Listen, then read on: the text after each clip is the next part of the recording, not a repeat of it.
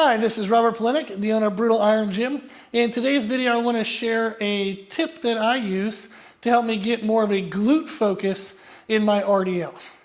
I have set up here the Rogue Seal Row bar, which is the bar I use for RDLs. It has a bend in the bar, which allows me to just get a little bit closer to the bar, helps me decrease some lower back stress.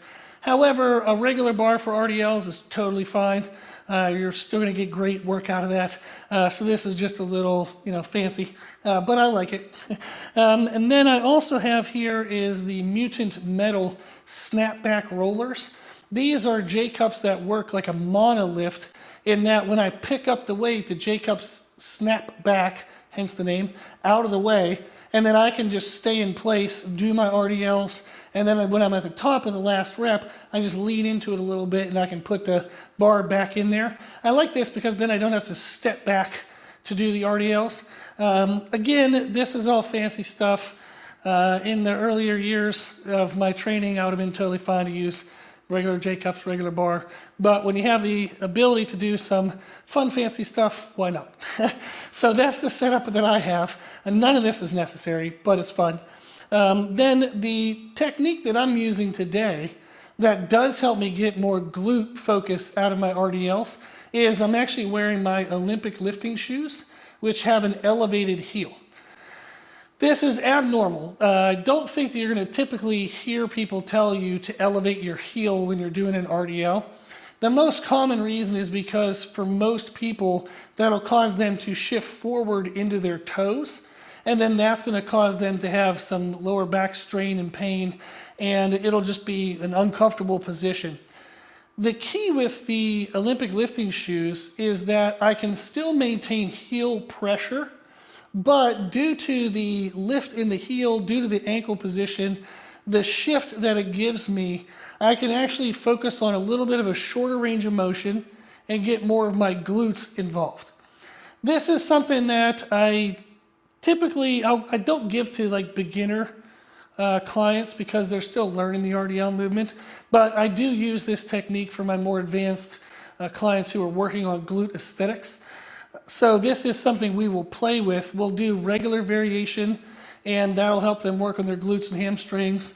And then we'll do a heel elevated variation with, again, a shortened range of motion, and that helps us get more glute involvement, more glute focus. The idea of this is your shins are still going to stay vertical. You're really just hinging by pushing the hips back to feel that glute stretch. And then you're just thinking of driving the hips forward to squeeze them forward into the bar. The idea is to keep that mind-muscle connection on the glutes the whole time. And when you're focusing on that, as you lower down, you would start to feel when the resistance was changing from glute focus to more hamstrings. So you want to stop before that transition happens and keep the range of motion more focused in the glutes.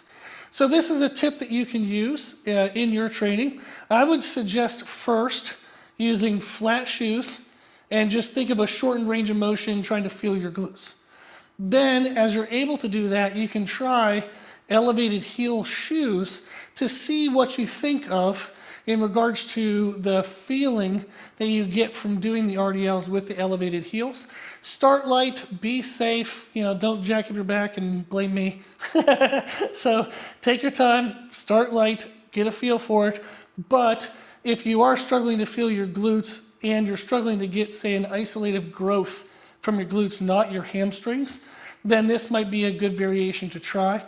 Some females I train, they will overdevelop their hamstrings a lot due to in a lot of hinging movements, and they have a hard time feeling their glutes. This is then something we do use in the more advanced female clients, and they all seem to love it. So I did want to include it in a video. So this is a little more of an advanced technique, but I thought, what the hell, just throw it out there, let people try it, and see what you think. So that's the tip for today's video. If you want to better isolate your glutes in your RDLs, you can elevate your heels. And if you maintain proper technique, heel pressure, shorten the range of motion, constant mind-muscle connection with the glutes, it can help you better isolate the glutes away from the hamstrings to get better glute growth. Give that a try. If you have any questions, put them in the comments section. Thank you for watching.